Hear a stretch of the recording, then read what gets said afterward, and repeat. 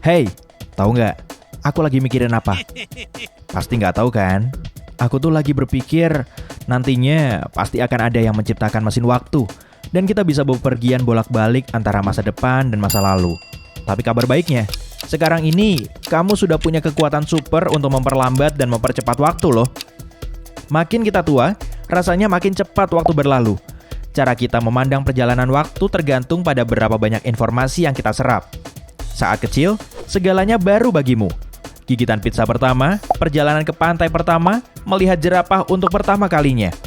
Yap, itu keren kan? Semua itu butuh banyak daya otak untuk bisa diproses.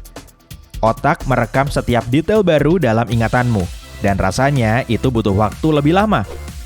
Makin tua kamu, makin banyak pula koneksi saraf dalam otakmu. Mirip seperti pohon yang bercabang banyak. Pohonmu terus tumbuh dan akan butuh waktu lebih singkat untuk memproses informasi yang sama. Kamu juga belajar merasakan alur waktu dengan lebih akurat. Ada juga penjelasan matematikanya. Saat kamu berusia 10 tahun, 1 tahun menempati 10% hidupmu. Menunggu hari ulang tahunmu sebulan lagi, rasanya lama sekali. Saat kamu berusia 20 tahun, 1 tahun hanya 5% dari seluruh hidupmu. Seiring kamu menua, 1 tahun rasanya menjadi makin kurang bermakna. Itu sebabnya, 5 tahun antara usia 5 sampai 10 tahun rasanya seperti 40 tahun antara umur 40 sampai 80 tahun. Jam biologismu tidak pernah berhenti. Metabolisme, detak jantungmu, semua melambat seiring waktu. Kamu lebih sedikit menghirup udara dan jantungmu lebih jarang berdetak tiap menitnya. Dan kamu merasa waktu berlalu secepat kilat. Hei, aku tahu kayak apa rasanya. Kamu bisa mencoba sedikit menipu waktu dengan bermain kartu paradoks liburan. Ada 2 cara pandang berbeda terhadap satu kejadian. Saat masih berlangsung dan setelah berakhir. Saat kamu berlibur, menemukan dan melihat hal-hal baru, waktu terasa cepat berlalu. Tapi saat kamu kembali ke rumah, rasanya sudah lama sekali, meskipun kamu hanya pergi seminggu. Jadi, kalau setiap hari kamu mencoba hal-hal baru, bertemu orang-orang baru, atau terus belajar keterampilan baru, kamu akan mempercepat alur waktu, tapi dalam ingatanmu, kamu mengulurnya. Untuk memacu efek pelambatan waktu, cobalah pakai setengah jam sebelum tidur untuk mengingat-ingat apa yang sudah kamu lakukan hari itu. Kamu akan merasa lebih terlibat dalam momen itu, dan bahkan hal-hal keseharian biasa akan terasa lebih unik dan baru. Saat kamu di rumah saja untuk sementara waktu dan tidak ada agenda yang harus dijalani, waktu serasa tak berujung. Dan masa depan seakan tidak pernah datang. Sebagian dari kita berpikir, masa depan bergerak mendekati kita. Sebagian yang lain percaya, mereka melangkah ke depan dan masa depan itu menetap dan diam. Seolah-olah kamu adalah kereta dan masa depan adalah tujuan akhirnya. Untuk mengetahui kamu termasuk kelompok yang mana, coba pecahkan teka-teki kecil ini. Sebuah pesta yang rencananya akan diadakan Jumat mendatang, dimajukan 2 hari.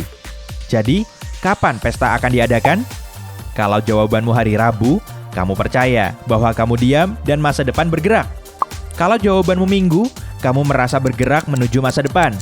Saat kamu menunggu sesuatu terjadi atau merasa bosan karena tidak ada yang bisa dikerjakan, pikiranmu mulai mengembara.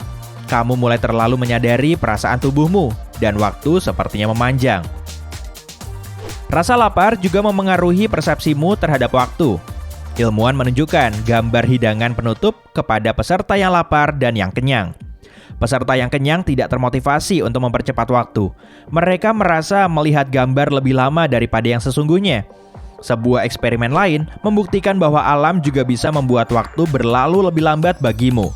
Peserta yang berjalan-jalan di alam liar merasa sepertinya waktu berlalu lebih lama dibanding berjalan-jalan di kota. Bahkan, menonton video objek alam yang menakjubkan seperti air terjun memberikan ilusi bahwa waktu berhenti. Saat kamu melakukan sesuatu yang disukai, pikiranmu fokus pada kegiatan itu. Kamu tidak punya waktu untuk melacak waktu. Hal ini bahkan lebih baik jika kamu sedang mencoba mencapai tujuan. Perasaan antusias itu membuatmu merasa seolah-olah waktu cepat berlalu. Kadang kamu bisa jadi sangat stres saat tidak tahu kemana perginya waktu. Kalau kamu merasakan itu di kantor, tinggalkan saja ruanganmu atau bahkan gedung, paling tidak selama 5 menit. Ini akan membantumu merasa kembali normal.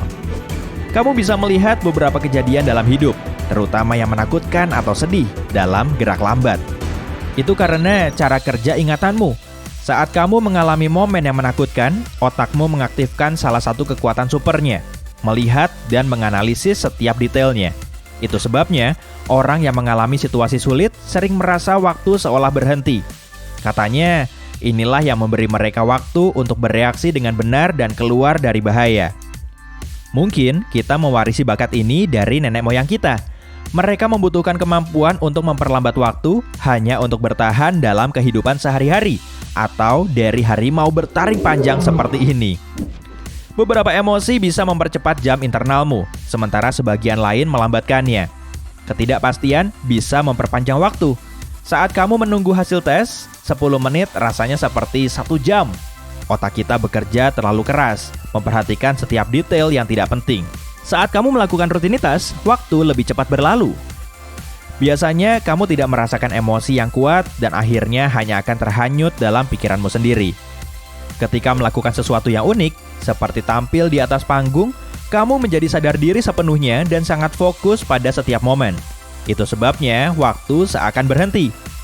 Saat diberi tenggat waktu, betapapun lamanya, kamu tidak akan sepenuhnya merasakan apa yang saat ini kamu rasakan.